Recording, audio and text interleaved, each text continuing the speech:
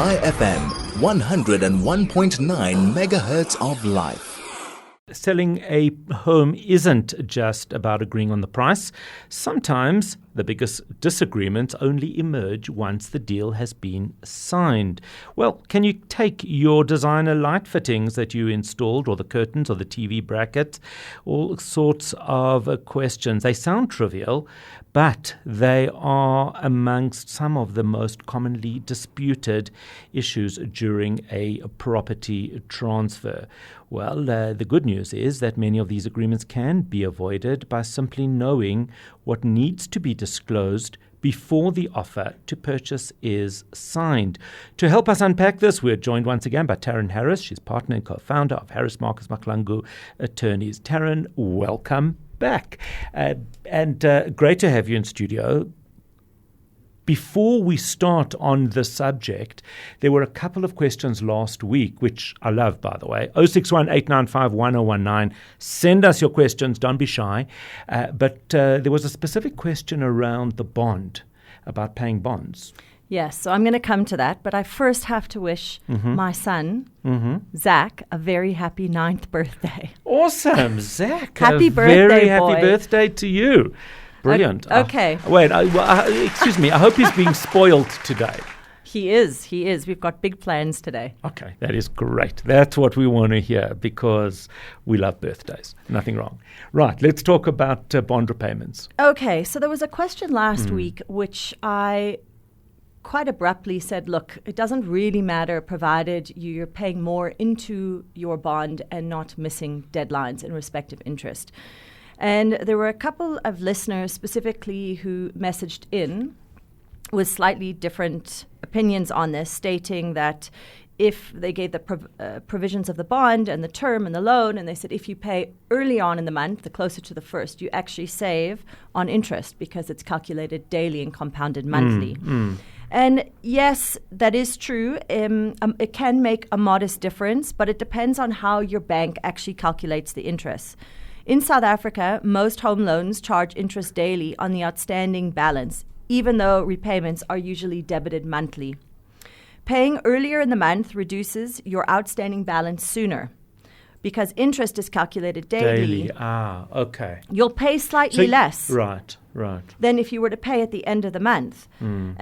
So this is great, except, at the end of the day, you have to realize the bigger impacts for saving money come right back to what I originally said. Yes, if you do pay your monthly installments sooner in the month, you will save money. But that's a small amount. It's small. If you take your bonuses, any extra money you have, and you put it into your bond, your substantial savings will be seen by paying your bond even a little bit more. Even if you pay 1,000 or 2,000 rand more per month, you're going to see a more substantial savings. So I don't want to discredit your listener because they did have a good point. Depending on which bank, some banks don't calculate it this way, but it's a good idea when you are going to get bond finance to ask. Doesn't make a difference, and ask your bond originator, ask your bank. Doesn't make a difference if the debit order is at the first of the month or at the end of the month. Some banks it will not make a difference, others it will make a difference. Great, and that is awesome. Hope that was helpful. 061-895-1019. Let us know, and let us have your questions about what can be taken and what remains in the property. Let's start with the basics. What does the law consider a fixture, and how different is that from something that's regarded as movable? Okay. So the law has changed over time. Fixture and fitting used to be how is it actually fixed or fitted into the property? Can you physically just remove it easily? Sometimes a fixture can mean a simple unscrewing of something. Others, it requires a substantial more amount of work to actually remove the fixture and fitting. Unfortunately, the way the South African law has evolved, it comes down to the intention. And that creates a lot of problems, is what it was the actual intention of the item to be put in the house. Was it intended to be a movable? Is it intended to be a fixture and fitting of the house? Now, obviously, that creates problems because the buyers and sellers will have a different idea of what a fixture and a fitting is. If you get a beautiful chandelier, as I was explaining to you earlier, and it didn't come with the house, you still have the original light fitting. but you know, it's a family heirloom. It gets gifted to you or willed to you. You put it in your house. You never intend for that beautiful chandelier to remain with the house. But the buyer comes in. Well, how would they know that? They view the house. They see this gorgeous light fixture, and they think it's being sold with the house. So now, if the seller never discusses it and the buyer views the house with it there, then what? Who does it belong to? Is it a fixture? Is it a fitting? Right. So generally, the rule is, if it is intended to remain with the house, a built-in cabinet, a built-in fridge, a unit like that, light fixtures, unless they are specifically stated in the offer to purchase as not being sold with the property, they are sold with the property because it's what the buyer has viewed.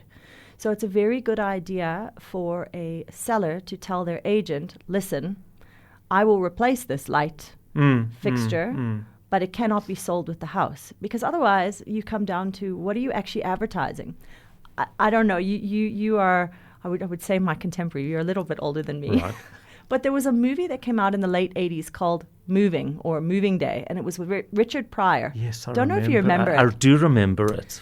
And I'm showing my age a bit, but essentially, this family went to move into the house, and when they went to view the house, the seller took them around and said, I'm taking those doors, and I'm just joking. I'm taking this, I'm just joking. And when Richard Pryor and his family went to move in, the doors were gone. Everything that you could possibly remove from the house was gone. They literally bought an empty shell. So that's taking it to an extreme. Right, yeah. But, we had a question yesterday. Can you remove a creepy crawly? And what if you've installed a heater into the pool and it's not disclosed that the pool is heated? Can you remove the heater now for the pool? So there's a lot of these are things, items that you don't deem to be contentious. Right. I wouldn't have thought it's contentious at all. I mean, I would think a heater for a pool remains as part of the pool. You would think so, but what if the buyer didn't know the heater was there? Right. You put it in, let's say, 6 months ago, and you've decided to take it with to your new property. Right. Yeah. It's so how are these things adjudicated? Because so many of them, I mean, there's ones that are clear. The clear ones, the built-in cabinets, the light fittings, all of that. Certainly in South Africa, I would imagine it's clear. But when it comes to other things, how do we deal with them? It's a tricky one. You have to go back to the parties. Generally, it will go to the estate agent and the attorney. Yeah, I would imagine they've got a lot of responsibility here. And the estate agent will say, look, when I came to take the mandate and you took me through your home, you never mentioned to me that you were taking, for example, the chandelier with. When I presented this home and showed it to the buyers, they saw your home with these fixtures, and therefore they belong with the property. So then what generally happens is a seller will say, listen, I will replace with something similar. And obviously you won't be able to go out and get a standard light fixture. You'd have to replace it with a chandelier. Or you have to give a monetary value compensation so the buyer can go and buy what they want. It becomes very difficult. What about things like curtains, curtain rails in South Africa? So curtain rails are generally sold with the property. Curtains are generally not, unless it's something that's specifically stated, which is a funny thing to me because when you move homes, generally the curtains are fit for a particular space, unless it's the windows are different sizes, dimensions, the walls, but generally curtains are sold not with the property. And things like in South Africa, we have those. Some people have these beautiful ovens and hobs that are actually not fitted. I mean, they are because they're connected, but they're standalone. But they actually stand alone. Yeah. This is something I would really state.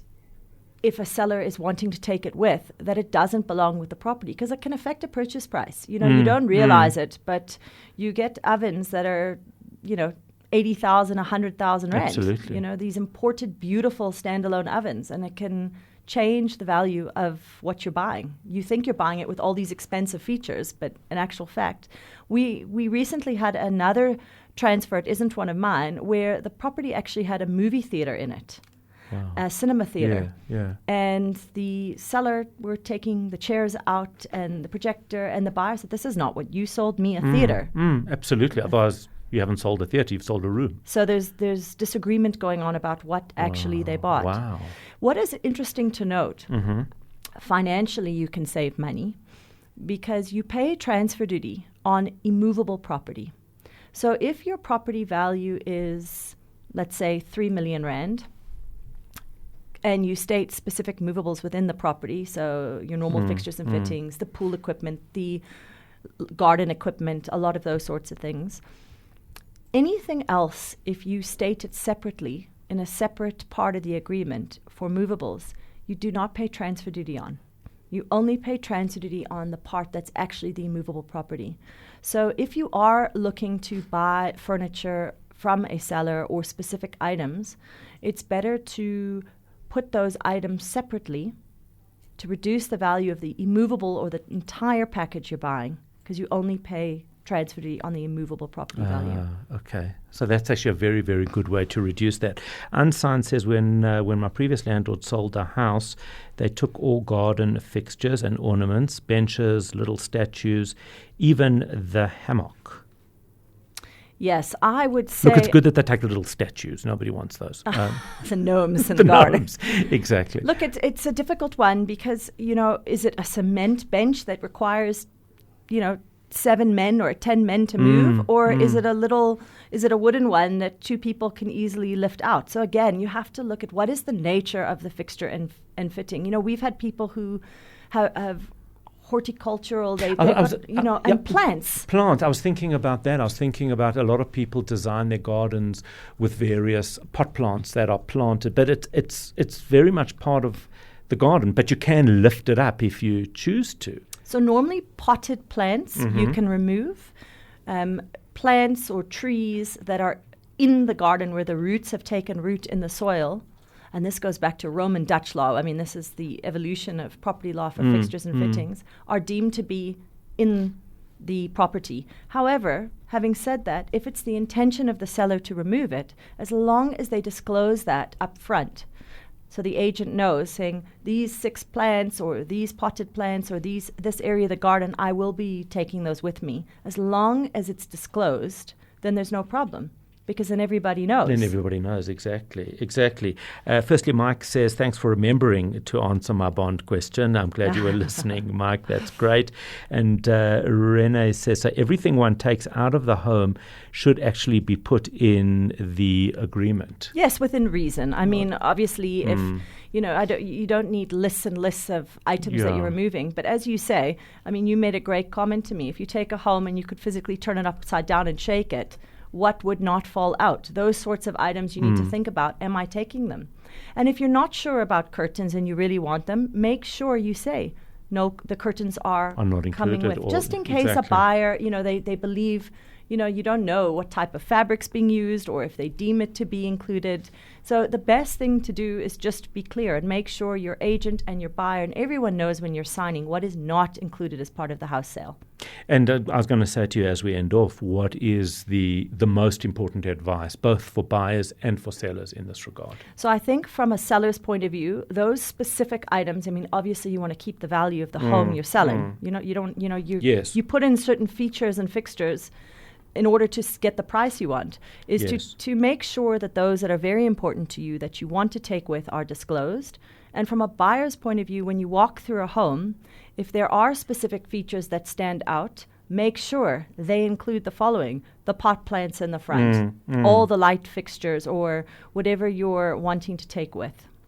That is where we leave it. If you have any further questions, send them in and we will pass them along because such I think, an incredibly valuable slot, this transfer talk with Taryn Harris, who is a partner and co-founder of Harris Marcus Mahlangu Attorneys, today talking about what we can remove from the property and what we cannot.